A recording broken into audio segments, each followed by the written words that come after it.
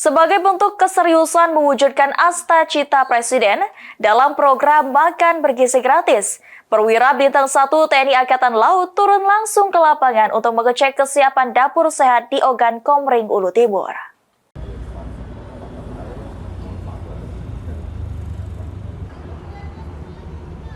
Bentuk keseriusan mewujudkan Asta-Cita Presiden Republik Indonesia dalam program Makan Bergizi Gratis, Perwira Bintang 1 TNI Angkatan Laut dan Kolat 2 Sumsel Laksamana Pertama TNI Angkatan Laut LK Setiawan melakukan survei langsung ke lapangan guna memastikan kesiapan dapur sehat di Kabupaten Ogan Komering, Ulu Timur. Dalam kunjungan ke salah satu dapur sehat di Kecamatan Belitang, Kabupaten Ogan Komering, Ulu Timur, Laksamana Pertama LK Setiawan memastikan jika dapur sehat yang akan dibentuk memenuhi syarat yang ditentukan guna mendukung pelaksanaan program Makan Bergizi Gratis di Kabupaten Ogan Komering, Ulu Timur. Menurut LK Setiawan, dapur sehat harus benar-benar dipersiapkan secara serius guna mewujudkan Asta-Cita Mulia Bapak Presiden Republik Indonesia guna memenuhi kebutuhan akan gizi bagi pelajar di tanah air. Alhamdulillah di sini sudah ada. Kemudian yang kedua, sumber makan dalam hal ini bahan mentah bisa terpenuhi.